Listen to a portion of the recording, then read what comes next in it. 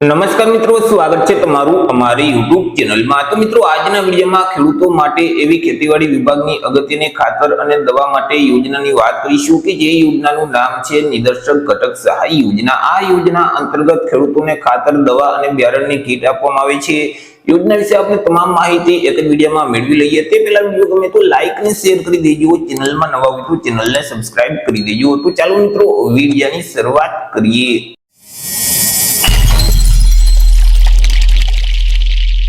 તો સૌથી પહેલા મિત્રો આપણે વાત કરી લેશું આજે નિદર્શન ઘટક માટે સહાય આપતી યોજના છે તે યોજનાનો મુખ્ય હેતુ શું છે। તો કે મિત્રો, ખેડૂતોને તેલીબિયા કઠોળ પાક છે તો તેના વાવેતર માટે બિયારણ, ખાતર તેમજ દવામાં સહાય આપવા માટે ગુજરાત સરકારનું જે ખેતીવાડી વિભાગ છે તો તેના દ્વારા રાષ્ટ્રીય ખાદ્ય સુરક્ષા મિશન અંતર્ગત નિદર્શક ઘટક સહાય યોજના અમલમાં મૂકવામાં આવેલી છે કે જે યોજના અંતર્ગત બિયારણ, ખાતર અને દવાની કીટ છે તે આપવામાં આવે છે। વાત કરીએ યોજનાના લાભ વિશે કે આ યોજનાનો લાભ છે તે કોને કોને મળવાપાત્ર થશે। તો કે યોજનાનો લાભ છે તે રાજ્યના કોઈ પણ વર્ગના ખેડૂત ખાતેદારોને મળવાપાત્ર થશે। પછી તે કોઈ પણ વર્ગના ખેડૂતો હોય, SC category, ST category, OBC, EWS કે જનરલ, રાજ્યના કોઈ પણ ખેડૂતો આ યોજનાનો લાભ છે તે મેળવી શકે છે।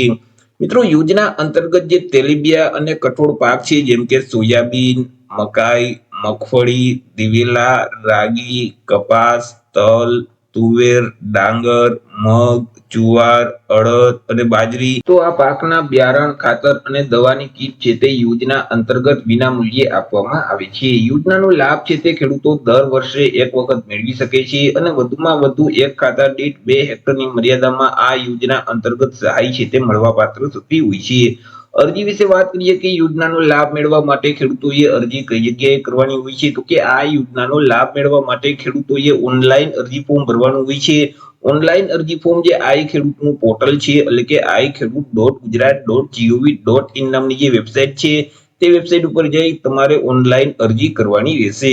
વર્ષ 2025-26માં જે તાલુકાનો લક્ષ્યાંક પૂરો નથી થયો તો તે તાલુકાના ખેડૂતો માટે અરજી ફોર્મ શરૂ કરવામાં આવેલા છે। 8 માર્ચ 2026 થી અરજી ફોર્મ શરૂ છે અને 25 માર્ચ 2026 સુધી તમે ઓનલાઈન અરજી કરી શકશો। જો આપણે ડોક્યુમેન્ટ વિશે વાત કરીએ તો કે ખેડૂતો એસસી કે એસટી કેટેગરીમાં આવતા હશે તો જાતિના દાખલાની જરૂર પડશે।